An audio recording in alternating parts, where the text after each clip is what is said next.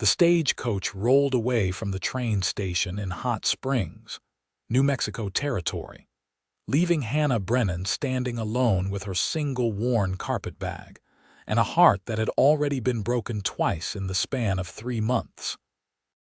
The dust settled around her boots as she watched the last connection to her failed marriage disappear down the rutted road, and she wondered if perhaps the earth might simply open up and swallow her whole, saving her the indignity of having to explain to anyone who might ask why she had returned to this God-forsaken corner of the territory without a husband or a home to call her own.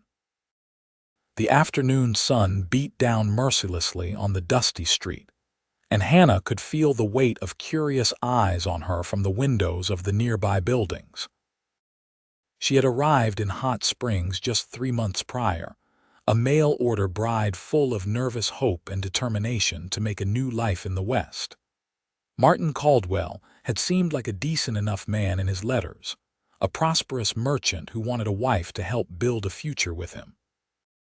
What he had failed to mention was that his primary interest in acquiring a wife was to produce an heir for his growing business empire.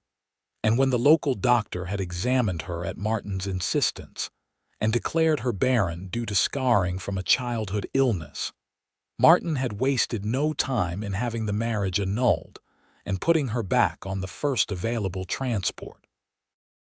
The humiliation burned worse than the New Mexico sun. Hannah was 23 years old, and she had already lost everything twice over. First, her family back in Philadelphia had died in a tenement fire, leaving her alone and desperate enough to answer an advertisement for a Western bride. Now, she had been discarded like a broken tool that could not perform its intended function, and she had nowhere to go and exactly $4.37 to her name. She picked up her carpetbag and started walking toward the center of town, keeping her head high despite the shame that threatened to crush her. The streets of Hot Springs were bustling with the usual activity of a growing frontier town. Wagons rolled past, their wheels creaking under heavy loads. Cowboys lounged outside the saloon, their spurs jingling as they shifted their weight. Women in practical calico dresses hurried along the wooden sidewalks, baskets over their arms. Hannah tried not to meet anyone's eyes, knowing that her story had likely already spread through the small community like wildfire. The hotel loomed ahead, and Hannah knew she would have to find work immediately if she wanted to afford even a single night's lodging. She was contemplating her limited options when she heard a commotion behind her. Turning, she saw a horse and rider approaching at a reckless speed, the horse's eyes wild with panic. The rider was slumped forward in the saddle, clearly injured or ill, and the horse was running without guidance. Without thinking, Hannah dropped her bag and stepped into the street, raising her arms and calling out in a firm, steady voice. Years of helping her father with his delivery horses had taught her how to handle frightened animals. The horse, a beautiful chestnut mare with a white blaze, slowed at her commanding presence. Hannah moved closer, speaking softly now, her hands reaching for the dangling reins. The mare stopped, sides heaving, and Hannah was able to grab the leather straps and steady the animal. The rider, a man in dusty range clothes, slid sideways in the saddle. Hannah reached up to steady him, her hands coming away sticky with blood. Several townspeople had gathered now, drawn by the excitement, and rough hands helped lower the injured man to the ground. "Someone get the doctor," Hannah commanded, her voice cutting through the confused murmur of the crowd. She knelt beside the man, quickly assessing his injuries. A bullet wound to the shoulder, bleeding heavily but not immediately fatal if treated quickly. She pressed her hands against the wound, applying pressure, her practical nature taking over. The injured man's eyes fluttered open, and Hannah found herself looking into a pair of striking blue eyes set in a weathered, handsome face. He appeared to be in his late 20s with dark hair and strong features that spoke of both hardship and determination. "Easy now," Hannah said softly. "Help is coming." "My horse," the man managed to say, his voice rough with pain. "She's fine, I have her, you just stay still." The doctor arrived, a portly man with kind eyes and capable hands. He took over from Hannah, barking orders to the men standing around. The injured cowboy was lifted onto a makeshift stretcher and carried toward the doctor's office. Hannah stood, her hands and the front of her dress covered in blood, and retrieved the mare's reins.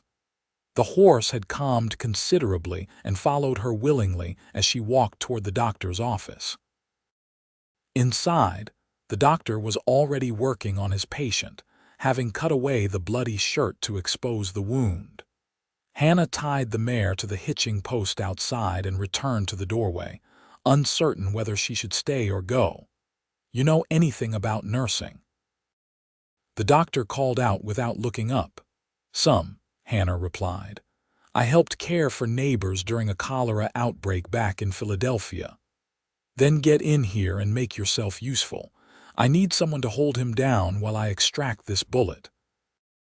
Hannah moved quickly, washing her hands in the basin the doctor indicated and then positioning herself to help restrain the injured man. He was conscious but fading, his face pale beneath its tan.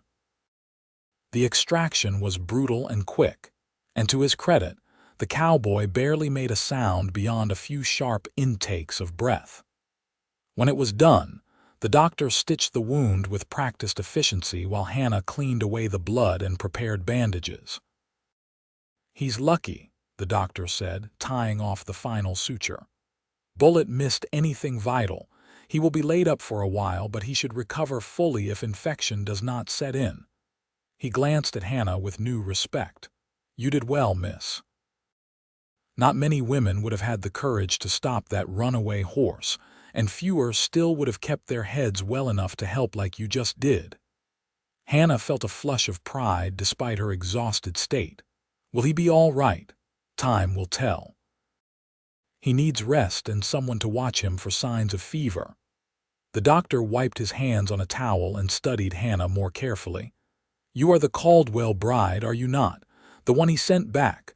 The flush of pride turned to a flush of shame. "Yes." The doctor's expression softened. "Martin Caldwell is a fool. Any man who would judge a woman's worth solely on her ability to bear children is not fit to have a wife in the first place." He gestured to the unconscious cowboy. "This is Jacob Irwin. He has a ranch about 10 miles north of town. Good man, keeps to himself mostly. Been running that spread alone since his brother died 2 years back." Hannah looked at the injured man with new interest. Even unconscious and pale from blood loss, he had a quality about him that suggested strength and integrity. His hands, now cleaned of blood, were calloused from hard work but well-formed. His features, relaxed in unconsciousness, were striking in their masculine beauty. "Does he have anyone to care for him?" Hannah asked. "No family nearby that I know of. He will need someone, though. Cannot run a ranch laid up with a bullet wound, and he cannot afford to let the place go to ruin while he recovers." The doctor gave Hannah a speculative look. "You looking for work?"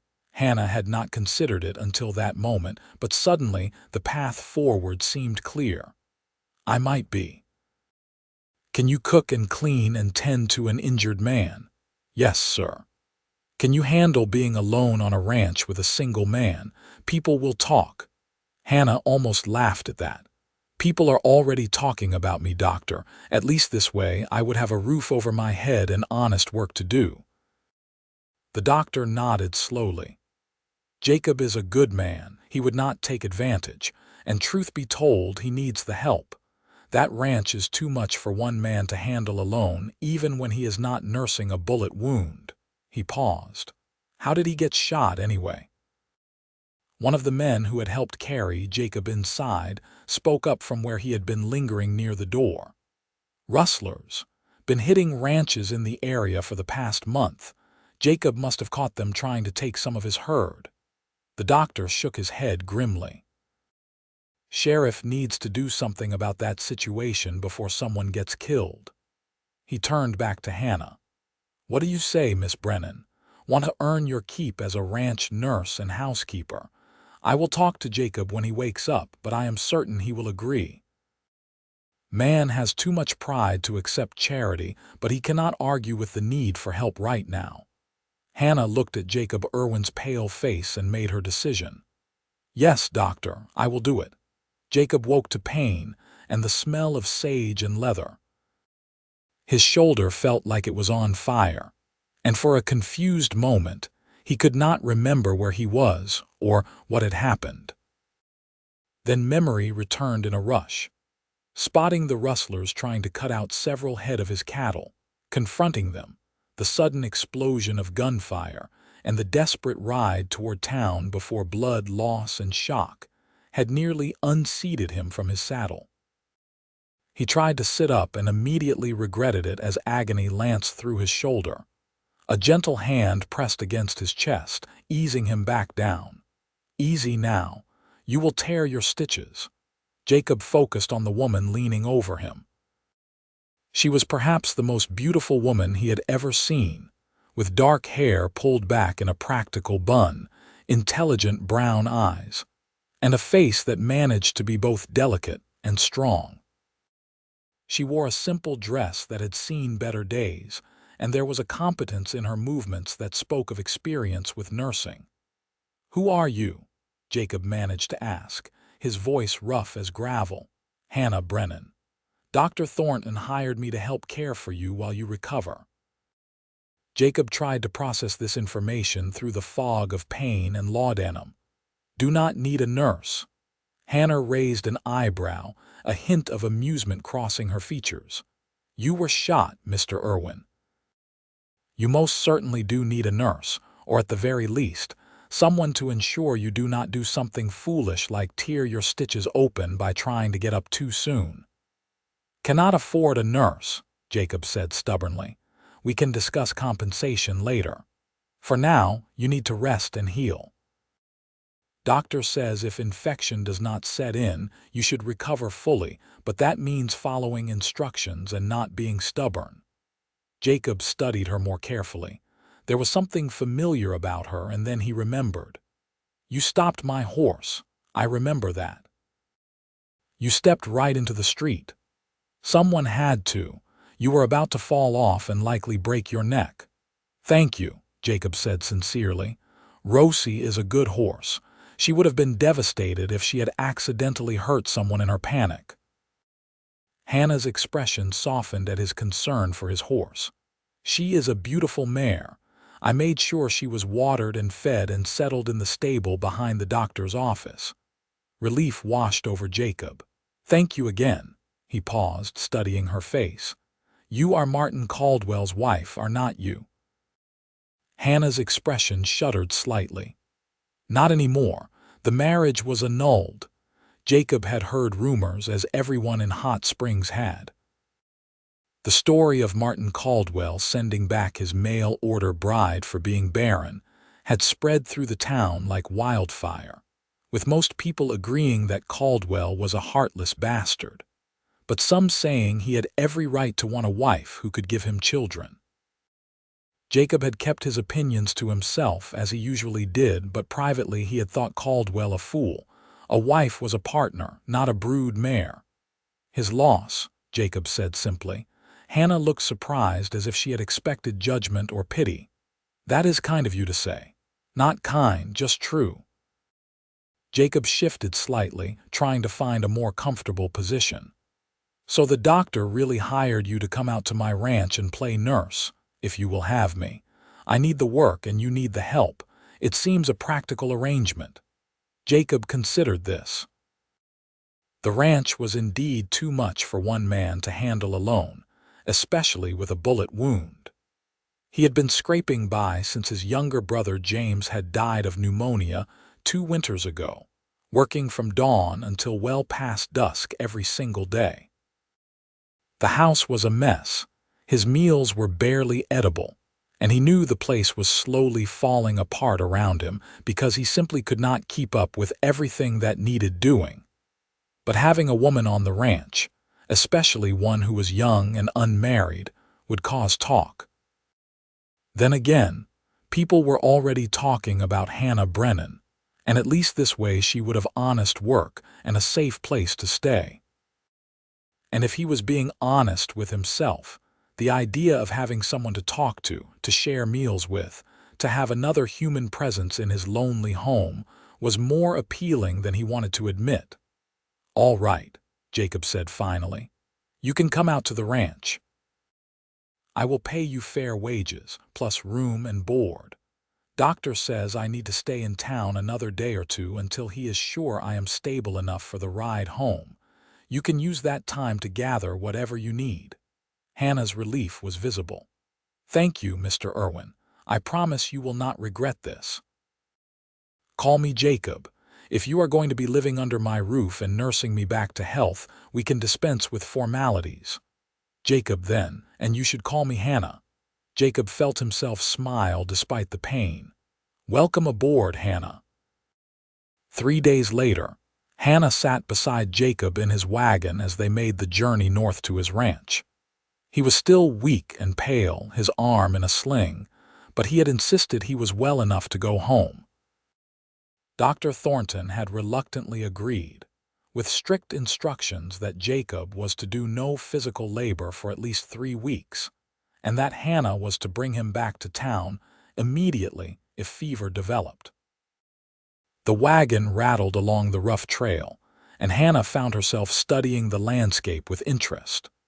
The New Mexico territory was unlike anything she had known back east. The land was vast and open, painted in shades of brown and gold and green, with mountains rising in the blue distance.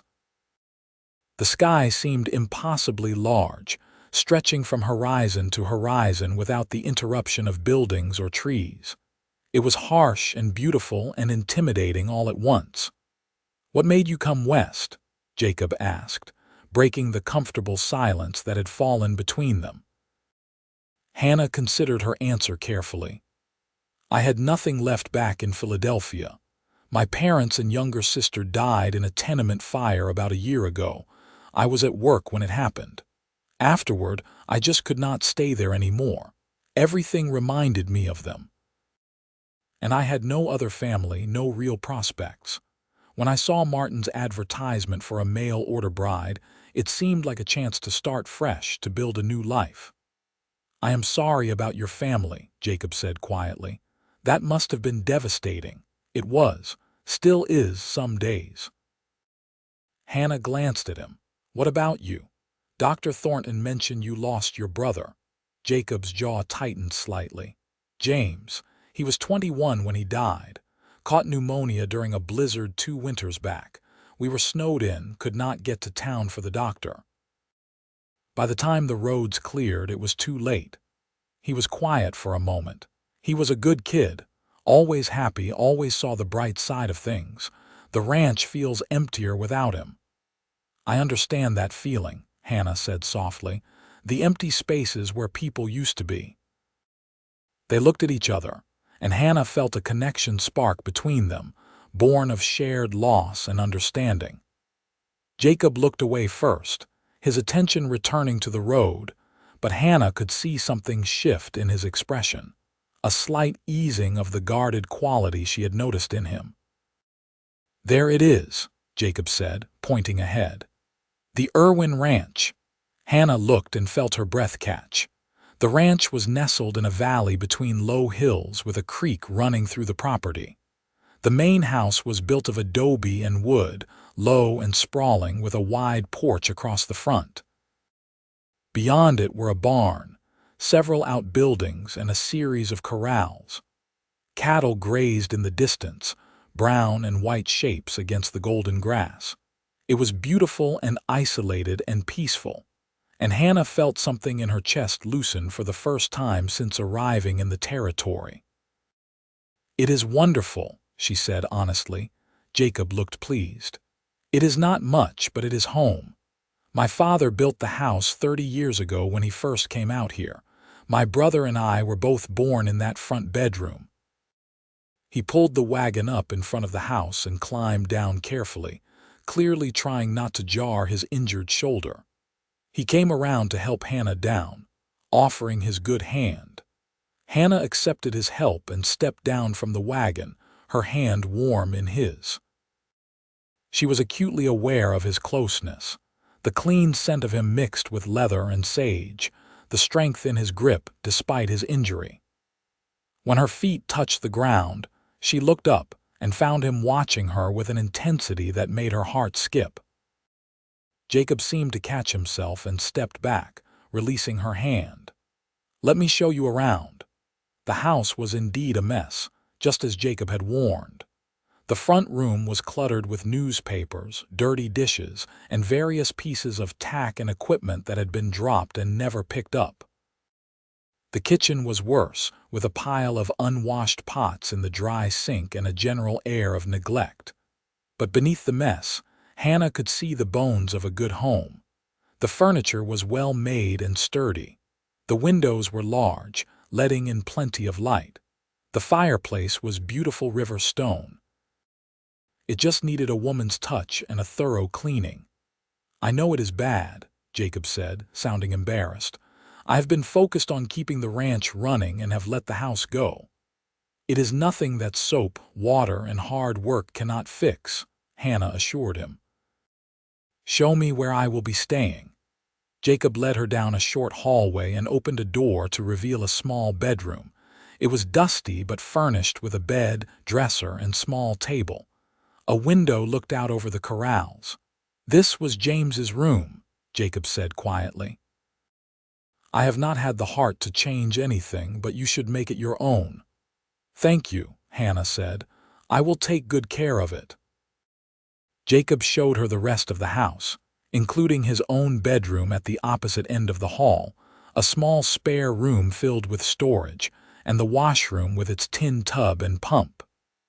By the time the tour was finished, he was clearly exhausted, his face pale and drawn. "You need to rest," Hannah said firmly.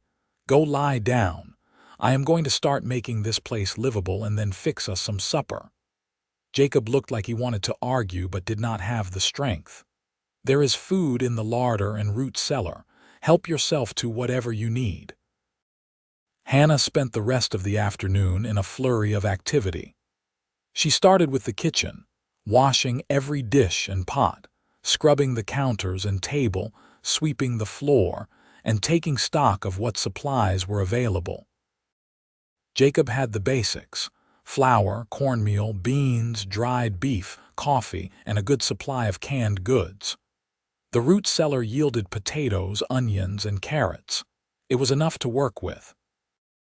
By the time the sun was setting, Hannah had transformed the kitchen into a clean, functional space and had a pot of beef stew simmering on the stove, filling the house with savory smells. She had also managed to clean the front room and had started a pot of water heating for laundry. She knocked softly on Jacob's bedroom door. "Jacob, supper is ready." There was a pause and then his voice, rough from sleep. "Be right there." He emerged a few minutes later, his hair rumpled and his eyes still heavy with sleep. He had changed into a clean shirt, though Hannah noticed he had struggled with the buttons on his left side and several were done incorrectly. Without thinking, she stepped forward and reached for the buttons. "Here, let me." Jacob stood very still as she corrected the buttons, her fingers quick and efficient. Hannah was acutely aware of the intimacy of the gesture, of the warmth radiating from his body, of the way his breath hitched slightly as her knuckles brushed against his chest. When she finished, she stepped back quickly, feeling her cheeks warm. "Thank you," Jacob said, his voice low. They sat down to eat at the now clean kitchen table, and Hannah watched with satisfaction as Jacob dug into the stew with genuine hunger. He ate 2 full bowls, mopping up the gravy with fresh biscuits she had made, and when he finally sat back, he looked at her with something like wonder. "That was the best meal I have had in 2 years," he said. "Maybe longer." Hannah felt a warm glow of pleasure at the compliment. It was nothing fancy. It was delicious. And this place. He looked around at the clean kitchen, the swept floor, the curtains she had washed and rehung. You have done more in one afternoon than I have managed in months. I am starting to think hiring you was the best decision I have made in a long time. It was the doctor who hired me, Hannah reminded him. Then it is the best decision he made on my behalf. Jacob smiled at her, a genuine warm smile that transformed his face from merely handsome to absolutely breathtaking. Hannah found herself smiling back, something loosening in her chest. For the first time since leaving Philadelphia, she felt like she might have found a place where she belonged. The days settled into a comfortable routine. Jacob was an obedient patient despite his initial stubbornness, following the doctor's orders and resting while his shoulder healed. Hannah kept herself busy with cooking, cleaning, and the endless tasks of running a household. She washed and mended Jacob's clothes, scrubbed the floors until they shone, organized the cluttered storage room, and planted a small kitchen garden near the house.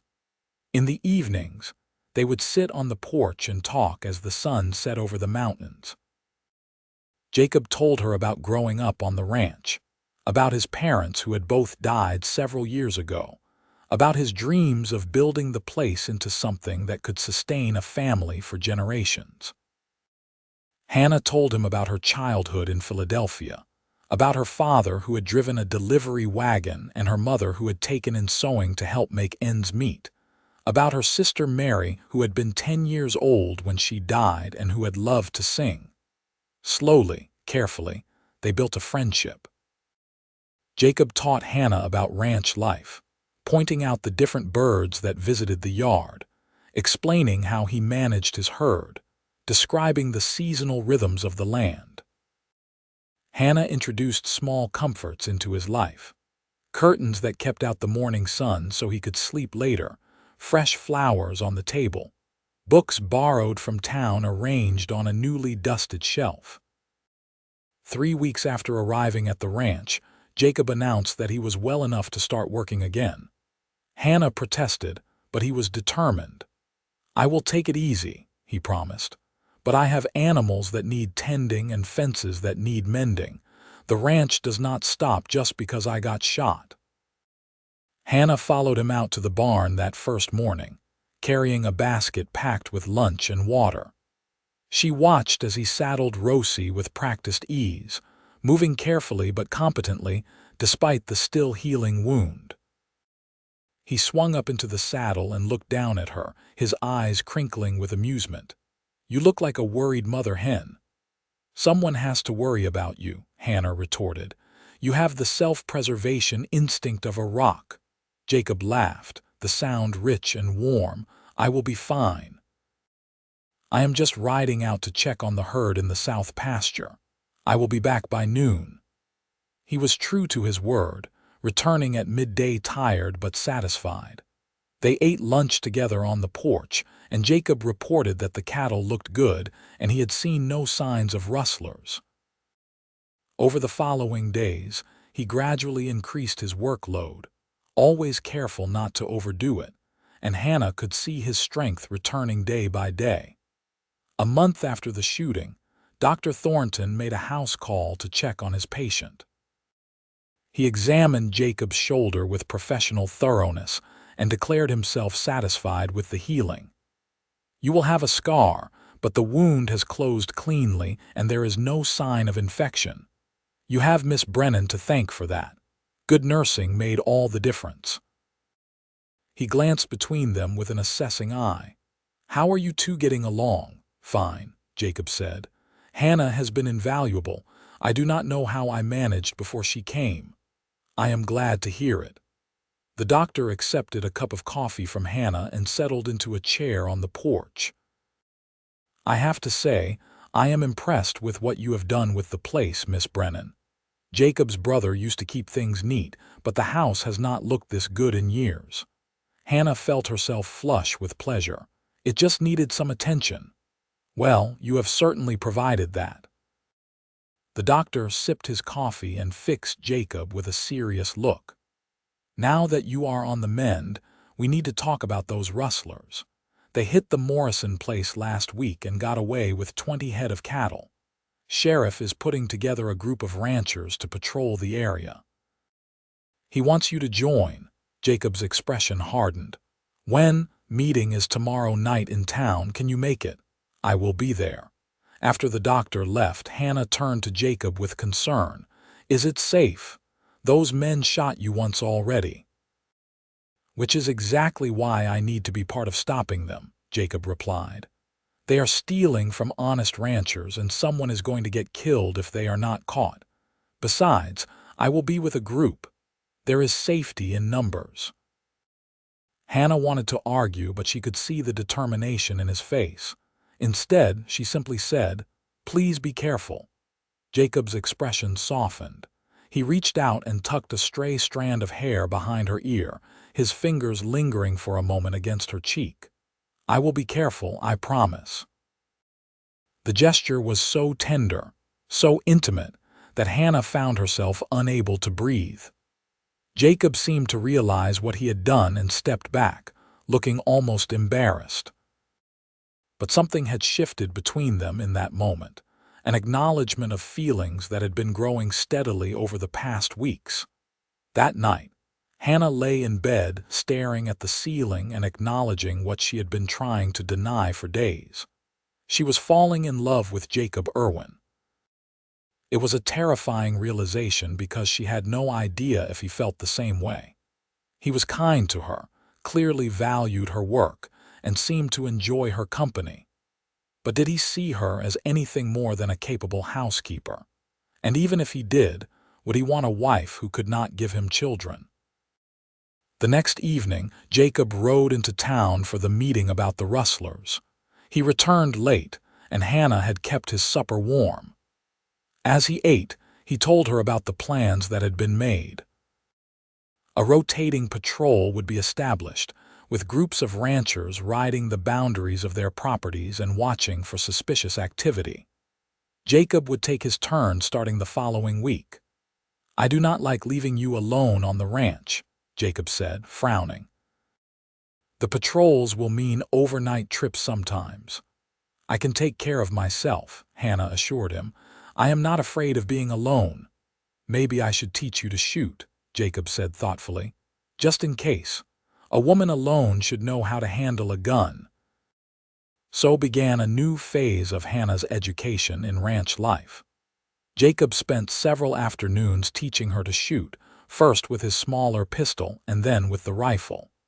Hannah had never handled a gun before, but she proved to be a surprisingly good student. Jacob was a patient teacher, standing close behind her to correct her stance, his hands guiding hers on the weapon, his voice low and steady in her ear as he explained the mechanics of aim and breathing and trigger pull. The intimacy of these lessons was almost unbearable. Hannah was constantly aware of Jacob's nearness, of the solid warmth of his body behind hers, of the gentle strength in his hands as he adjusted her grip. She could smell the clean scent of his skin and the hint of leather and sage that always clung to him. More than once, she had to force herself to focus on the target rather than the man teaching her. If Jacob felt the same tension, he hid it well. He was always professional, always proper, though sometimes Hannah caught him looking at her with an expression she could not quite read, something intense and longing and conflicted all at once. One evening, after a particularly successful practice session where Hannah had hit the target 6 times out of 10, Jacob declared her ready. You are not going to win any shooting competitions, but you can defend yourself if you need to. That is good enough. They walked back to the house together in the fading light, and Jacob said, You have become a crack shot, learned to handle horses, mastered ranch life. Is there anything you cannot do? Hannah laughed. Plenty of things. I am a terrible seamstress despite my mother's best efforts. I cannot carry a tune to save my life, and I absolutely cannot do arithmetic beyond basic addition and subtraction. I find that hard to believe. You seem to have a head for just about everything. You have not seen me try to balance a ledger. It is a disaster. Maybe I should teach you, Jacob offered. Managing a ranch requires keeping track of expenses and income. I could show you how I do the books. So began yet another education, this time in the financial realities of ranching. Jacob was patient and thorough, and Hannah found the work more interesting than she had expected. She had a good memory for figures, even if the mathematics occasionally tripped her up, and she was fascinated by the economics of running a ranch, the balance between expenses and income, the strategies for growing the herd and managing the land. They fell into the habit of working on the books together after supper, sitting at the kitchen table with the ledgers spread between them, the lamp casting warm light over the pages. It was comfortable and companionable, and Hannah treasured these quiet evenings more than she cared to admit. One night, as they were closing up the books, Jacob said quietly, "You know, you are more than just a housekeeper, Hannah. You have become a true partner in running this place. I could not do it without you." Hannah looked up and found him watching her with that same intense expression she had seen before. Her heart began to pound. "Jacob, I know we agreed this was just a work arrangement," he continued, his voice rough. "But somewhere along the way it became more than that, at least for me."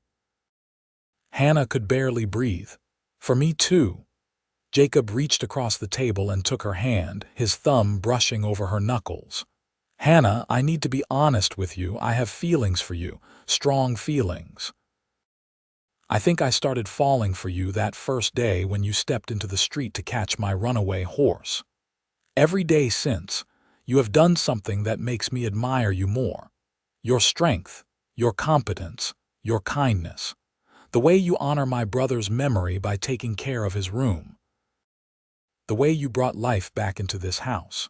The way you laugh at my terrible jokes and never complain about the isolation.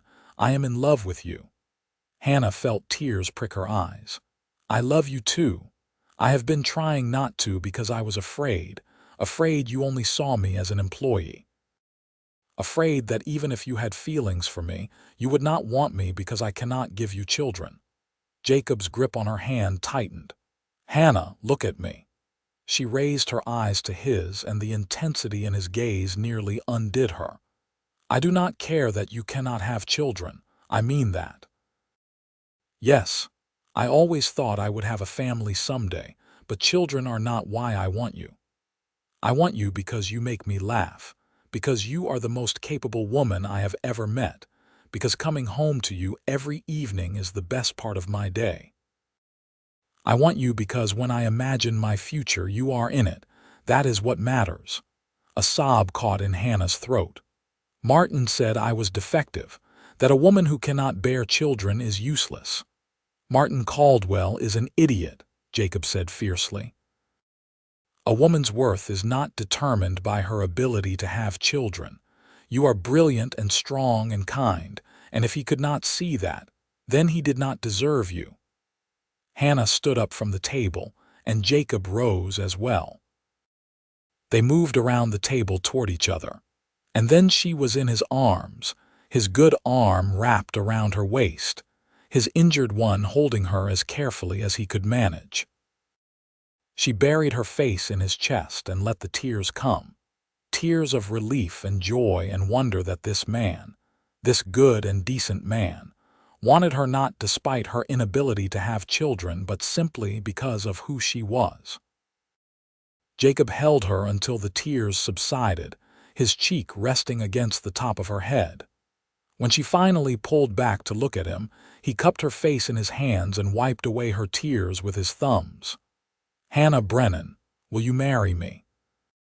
Will you be my wife, my partner, the woman I come home to every night for the rest of my life?" "Yes," Hannah whispered. "Yes, Jacob, I will marry you." He kissed her then, a gentle press of lips that sent warmth cascading through her entire body. It was her first real kiss, tender and sweet and full of promise. When they finally pulled apart, both of them were smiling. They were married 3 weeks later in a simple ceremony at the small church in Hot Springs.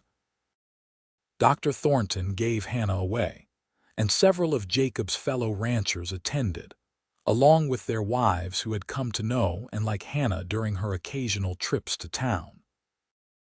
The ceremony was brief but heartfelt, and when the minister pronounced them man and wife, Jacob kissed his bride with such joy and tenderness that several of the women in attendance dabbed at their eyes. They held a small reception at the ranch, with food and music and dancing under the wide New Mexico sky. Hannah wore a simple dress of cream-colored cotton that one of the ranch wives had helped her make, and Jacob wore his best suit, looking devastatingly handsome despite the healing scar on his shoulder. They danced together as the sun set, and Hannah felt happier than she had ever thought possible. That night, alone together for the first time as husband and wife, Jacob was infinitely patient and gentle, making sure Hannah felt safe and cherished. They lay together afterward in his big bed, now their bed, and talked about their dreams for the future. "I want to expand the herd," Jacob said, his fingers tracing lazy patterns on Hannah's shoulder. "Maybe try breeding some horses too. Rosie has good bloodlines. We could build something really special here." "I want to expand the garden," Hannah said. "Maybe put in an orchard. Apple trees would do well here, and we could sell the fruit in town." "We make a good team," Jacob said, pressing a kiss to her forehead. "The best team," Hannah agreed. Life as Jacob's wife was everything Hannah had hoped for and more.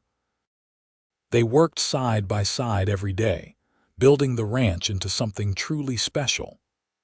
Hannah proved to have a knack for breeding chickens, and soon had a thriving flock that provided eggs for the household and extras to sell in town. Jacob expanded the herd as planned, and the calving season that spring was remarkably successful. The rustlers were eventually caught, thanks in part to the patrol system the ranchers had implemented.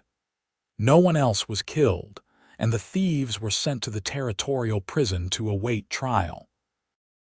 The incident brought the ranching community closer together, and Jacob and Hannah found themselves part of a network of friends and neighbors who supported each other through the challenges of frontier life. Hannah became known in Hot Springs as a capable and kind-hearted woman, and more than one person commented that Martin Caldwell must be kicking himself for letting her go. Hannah found she no longer cared what Martin Caldwell thought. She was exactly where she was supposed to be, with a man who loved her for who she was, not for what she could provide. One evening, about 6 months after their wedding, Hannah and Jacob were sitting on the porch watching the sunset when a wagon rolled up to the house. A young couple climbed down, looking exhausted and worried. The man was tall and thin, the woman small and clearly pregnant. "Evening," Jacob called out, standing up. "Can we help you folks?" "We are sorry to bother you," the man said. "Our wagon threw a wheel about a mile back. My wife is not feeling well, and we were hoping we could impose on your hospitality for the night. We can pay." "No need for payment," Jacob said immediately. "Hannah, can you help the lady inside? I will take care of the wagon." Hannah hurried forward to assist the pregnant woman, who introduced herself as Sarah Jenkins. Her husband was Thomas, and they were on their way to California to join his brother's mining operation. Sarah was in her 7th month of pregnancy and looked utterly exhausted. Hannah settled Sarah in the spare room and brought her water and food. Over the next hour, it became clear that Sarah was in early labor, likely brought on by the stress of the difficult journey. Hannah sent Jacob for Dr. Thornton, praying that the baby would wait until he arrived. The doctor made it in time, but just barely. Sarah's labor progressed rapidly, and by midnight her cries filled the little ranch house. Hannah assisted the doctor, drawing on her nursing experience, while Jacob kept Thomas company in the front room and assured him that his wife was in good hands. Just before dawn, a baby boy entered the world, tiny but healthy, with a lusty cry that announced his arrival. Sarah wept with relief and joy, and when Thomas was allowed in to meet his son, the look of awe on his face brought tears to Hannah's eyes. Hannah helped Sarah and the baby get settled and then stepped out onto the porch, exhausted but satisfied. Jacob was waiting there and he pulled her into his arms. "You were amazing in there," he said quietly. "A natural." Hannah leaned against him, breathing in his familiar scent. "I thought it would hurt more," she admitted. "Seeing her with her baby, knowing I will never have that, but it did not hurt. I was just happy for her." "That is because you have a generous heart," Jacob said. "It is one of the million reasons I love you." They stood there together as the sun rose over the mountains, painting the sky in shades of gold and pink. Hannah thought about the journey that had brought her here, all the pain and loss and rejection, and realized that every difficult step had been necessary to bring her to this moment, to this man, to this life. The Jenkins family stayed for a week while Sarah recovered her strength and Thomas repaired his wagon. In that time, Hannah and Sarah became friends, and Sarah confided that she had been terrified about giving birth so far from civilization, so far from help. "You saved us," Sarah said. "Both you and your husband. I do not know what we would have done without your kindness." When the Jenkins family finally left, continuing their journey west, they promised to write and to stop on their way back if they ever returned east. Hannah watched them go with a feeling of satisfaction, glad that she had been able to help, that her home had been a place of refuge for people in need. "You know," Jacob said thoughtfully that evening, "we have a lot of room here, and you are a natural at helping people. What would you think about letting it be known in town that travelers in trouble are welcome here? We could offer a place to rest, a meal, help with repairs. Would not take much to convert the old bunkhouse into guest quarters." Hannah looked at him with love and gratitude. This was exactly the kind of man he was, always thinking of ways to help others, to make their little corner of the world better. "I think that is a wonderful idea." So the Irwin Ranch became known as a place of hospitality and help for travelers making their way through the territory. Jacob fixed up the old bunkhouse, adding bunks and a stove, and Hannah made sure there were always extra supplies on hand. They helped dozens of families over the following years, asking nothing in return but accepting gratitude and the occasional payment from those who insisted.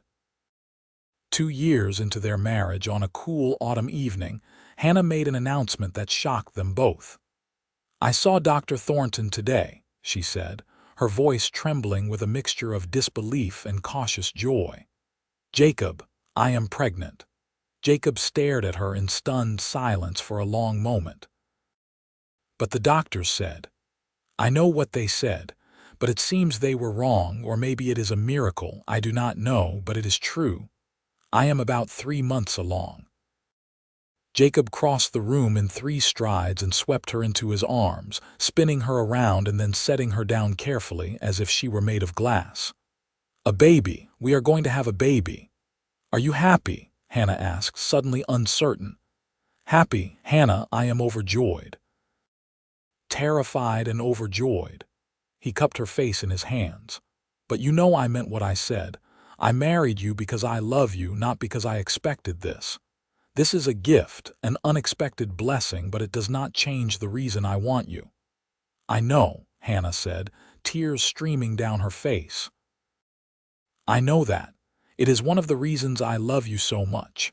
The pregnancy was not easy. Hannah was sick for months and then developed complications in her 3rd trimester that required bed rest. Jacob was beside himself with worry, and Dr. Thornton made regular visits to the ranch. But through it all, Hannah remained optimistic and Jacob was endlessly supportive, taking over all her duties without complaint and sitting with her for hours, reading aloud or simply holding her hand. On a spring morning 5 months later, Hannah gave birth to a son. The labor was long and difficult, and there were moments when Dr. Thornton looked genuinely worried, but Hannah was strong and determined. When the baby finally arrived, small but healthy, his cry filled the room with sound and life. Jacob wept openly as he held his son for the first time, and when he placed the baby in Hannah's arms, she saw a love so fierce and pure in his eyes that it took her breath away. They named him James, after Jacob's brother, and he became the light of their lives. 2 years later, Hannah gave birth to a daughter they named Mary, after Hannah's sister. The doctors could not explain why Hannah, who had been declared barren, had been able to conceive not once but twice. Dr. Thornton theorized that perhaps the scarring that had caused the initial diagnosis had healed over time, or perhaps the original diagnosis had simply been wrong. Sometimes, he said with a shrug, medicine is not an exact science. What matters is that you have 2 healthy children and you are all thriving. Hannah often thought about Martin Caldwell and wondered if he had ever learned that she had gone on to have children after all. She hoped he felt like the fool he was, but mostly, she did not think about him at all. Her life was too full of joy and love and purpose to waste time on the past. The ranch prospered beyond their wildest dreams. Jacob's horse breeding program became renowned throughout the territory, and Hannah's orchards produced fruit that won prizes at the territorial fair. They added onto the house as the children grew, building new bedrooms and a larger kitchen. The bunkhouse was rarely empty, as word of the Irwins' hospitality spread far and wide. Jacob proved to be a devoted and playful father, spending hours teaching James to ride and helping Mary collect wildflowers. Hannah loved watching him with the children, seeing the gentle patience he showed them, the way he answered their endless questions and listened to their childish concerns as if they were the most important things in the world. On their 5th wedding anniversary, Jacob gave Hannah a beautiful silver locket engraved with their initials.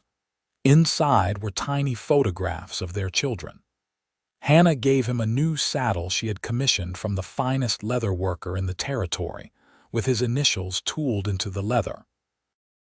That evening, after the children were asleep, they sat together on the porch as they had done countless times before, watching the stars emerge in the darkening sky. Hannah leaned against Jacob's shoulder, his arm warm around her waist, and thought about all the twists and turns that had brought her to this moment. "What are you thinking about?" Jacob asked, pressing a kiss to the top of her head. "How lucky I am," Hannah said simply. "How grateful I am that Martin sent me back, because it brought me to you. If he had not rejected me, I never would have been standing in that street when your horse ran away. I never would have come to this ranch. I never would have found you." "Then I am grateful to him too," Jacob said. "Though it pains me to say it, his loss was absolutely my gain." "Do you ever regret it?" Hannah asked. "Taking me in, marrying me?" Jacob turned her to face him, his eyes serious and full of love. "Not for a single second. You are the best thing that ever happened to me, Hannah Irwin. You brought this house back to life. You brought me back to life. You gave me a partnership I never even knew to hope for. The children are a wonderful blessing, but you are the one I fell in love with. You are the one I want to grow old with. Everything else is just icing on the cake." Hannah kissed him, pouring all her love and gratitude into the gesture. When they finally pulled apart, both were smiling. "I love you, Jacob Irwin." "I love you too, Hannah Irwin. Today, tomorrow, and all the days after." They sat together under the stars, at peace and in love. 2 people who had found each other against all odds and built a life that was richer and fuller than either had ever dreamed possible. The ranch spread out around them, solid and prosperous, a testament to what could be built with hard work and partnership and love. Inside the house, their children slept peacefully, safe and cherished.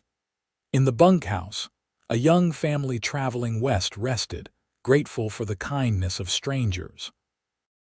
In the barn, Rosie and the other horses dozed in their stalls.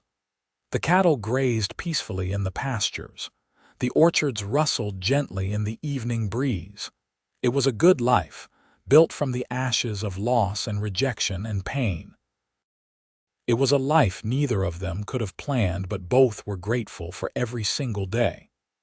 It was a life that proved that sometimes the greatest blessings come disguised as disappointments, and that the courage to start over can lead to happiness beyond imagination. As the years passed, the Irwin Ranch became something of a legend in New Mexico territory. People spoke of Jacob and Hannah Irwin with respect and affection, praising their generosity, their work ethic, and their devotion to each other and their community. Young couples would point to them as an example of what a true partnership looked like. James and Mary grew up strong and capable, learning the rhythms of ranch life from their parents. James inherited his father's way with horses and his mother's head for business. Mary had her mother's practical competence and her father's gentle nature. Both children knew the story of how their parents had found each other, and they grew up understanding that love was about choosing someone every day, not about whether they could give you everything you thought you wanted. On quiet evenings, when the work was done and the children were occupied with their own pursuits, Jacob and Hannah would still sit on the porch together, hands intertwined, watching the sun set over the land they had built together. They never lost the habit of talking for hours, sharing their thoughts and dreams and memories. "You remember that first night at the ranch?" Hannah asked one evening when they were both well into their 30s, gray threading through their hair and laugh lines crinkling at the corners of their eyes. "When I made you that stew and you said it was the best meal you had had in years." "I remember," Jacob said, smiling at the memory. "I thought you were the most beautiful, capable woman I had ever seen, and I was terrified I would do something to make you leave." "Where would I have gone?" Hannah laughed. "I had nowhere else to be, but I understand what you mean. I was so afraid you would decide you did not need me after you healed, that I would be turned out again with nowhere to go."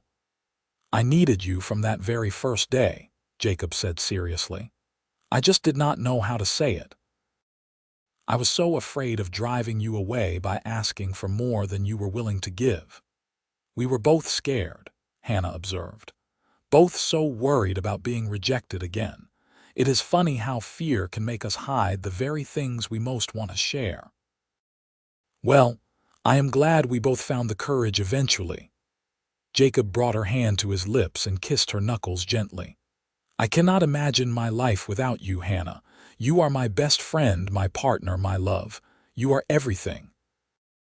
Hannah felt tears prick her eyes, even after all these years together. Jacob still had the power to move her with his words, with the sincerity and depth of his love. "And you are mine, Jacob, forever and always." The ranch continued to thrive. They added a second bunkhouse to accommodate more travelers, and began breeding cattle in addition to horses. Hannah's orchards expanded until they were producing enough fruit to ship to markets in Santa Fe and Albuquerque. They hired hands to help with the work as the operation grew, and the ranch became a source of good employment for young men looking to learn the ranching trade. Through it all, Jacob and Hannah remained devoted to each other and to the community they had built. They helped neighbors in times of trouble, took in orphan children until permanent homes could be found for them, and provided support to new arrivals in the territory who were struggling to establish themselves. Their generosity and kindness became legendary, but Jacob and Hannah never saw themselves as anything special.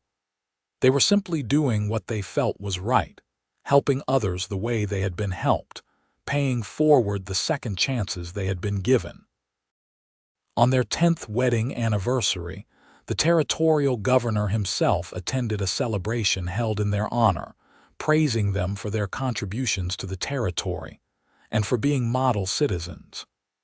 Jacob gave a speech, something he hated doing, but Hannah stood beside him and gave him strength. "My wife and I are just ordinary people trying to do right by our neighbors and our community," Jacob said, his voice carrying across the crowd gathered in the town square. "If we have done anything worthy of praise, it is because we were given the chance to start over when we needed it most." Hannah came to this territory as a mail-order bride, rejected and cast aside by a man who could not see her true worth. "I took a bullet from rustlers and nearly bled out before she stopped my runaway horse and saved my life. We were both broken in our own ways, and we helped each other heal. That is what this territory is all about, giving people a chance to start fresh, to build something new, to become more than they were. We are just grateful to be part of that story." The crowd erupted in applause, and Hannah squeezed Jacob's hand, pride and love shining in her eyes. Later, as they danced together at the celebration, she whispered in his ear, "That was perfect. You are perfect." "Not perfect," Jacob corrected gently. "Just a man who was lucky enough to find the right woman." "We found each other," Hannah said. "That is what matters." As their children grew into adolescence, and then young adulthood, Jacob and Hannah watched with pride as James and Mary developed into fine people with strong values and generous hearts. James began courting the daughter of a neighboring rancher, a bright young woman named Elizabeth who shared his passion for horses. Mary showed a talent for teaching and began helping at the small school that had been established in Hot Springs. Jacob and Hannah navigated the bittersweet experience of watching their children begin to build their own lives, knowing that someday soon they would leave the ranch to start families of their own. But they took comfort in knowing that the foundation they had built, both in terms of the ranch and the values they had instilled, would carry on through their children and grandchildren. On a particularly beautiful autumn evening, when the cottonwoods along the creek were blazing gold and the air was crisp with the promise of winter, Jacob and Hannah took a long walk around the ranch together. They visited the orchards Hannah had planted, now mature trees heavy with fruit. They checked on the horses in the pasture, including Rosie, who was now retired and living out her days in comfort. They walked past the bunkhouses where several families were currently staying, smoke rising from the chimneys and the sound of children's laughter spilling out into the evening air. Finally, they climbed a small hill that overlooked the entire ranch and sat down on the grass, watching as the sun began to set. From this vantage point, they could see everything they had built together: the house where they had raised their family, the barns and corrals, the productive fields and grazing lands, the orchards and gardens. "It is beautiful," Hannah said softly. "We built something beautiful, Jacob." "We did," Jacob agreed, his arm around her shoulders. "More than I ever imagined possible." "Do you remember what you said to me that night when you told me you loved me?" Hannah asked. "You said children were not why you wanted me, that you wanted me because of who I was." "I remember." "I meant every word." "I know you did. It changed everything for me, hearing that. It made me believe that I had value beyond what I could produce or provide. It made me feel truly loved for the first time in my life." Hannah turned to look at him, her eyes bright with emotion. "You gave me that gift, Jacob. You made me feel worthy and wanted and cherished, just for being myself. That is what I am most grateful for, even more than the children or the ranch or anything else. You made me feel like I mattered." Jacob cupped her face in his hands, his touch gentle and reverent. "You do matter, Hannah. You have always mattered. You are the most important person in my life, the center of everything I do. I wake up every morning grateful that you chose me, that you said yes when I asked you to be my wife. Everything good in my life stems from that one decision you made." They kissed as the sun set, bathing the ranch in golden light. It was a kiss that contained all the years they had shared, all the joys and challenges they had faced together, all the love that had grown and deepened with time. When they finally pulled apart, both were smiling through their tears. "What do you think comes next?" Hannah asked, settling back against Jacob's chest as they watched the stars begin to appear in the darkening sky. "More of this," Jacob said simply.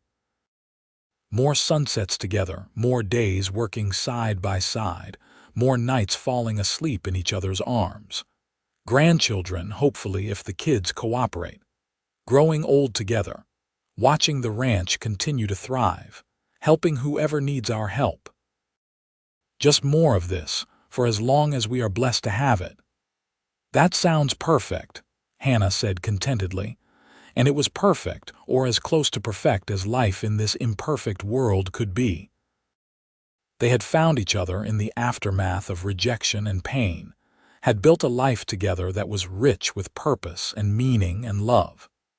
They had proven that second chances were real, that people could start over and build something beautiful from the ashes of their past disappointments.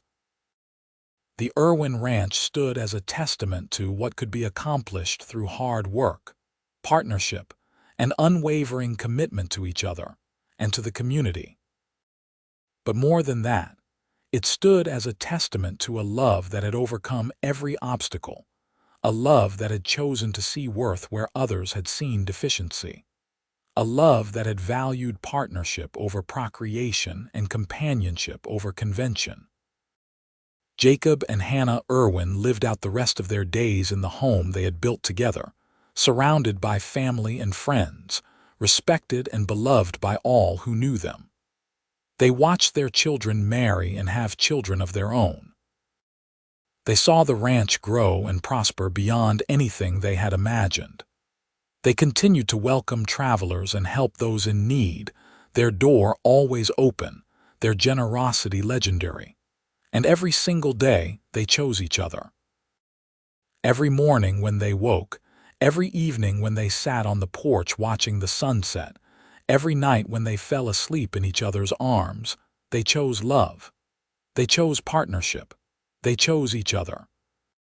It was a choice that never grew old, a love that never diminished, a commitment that never wavered.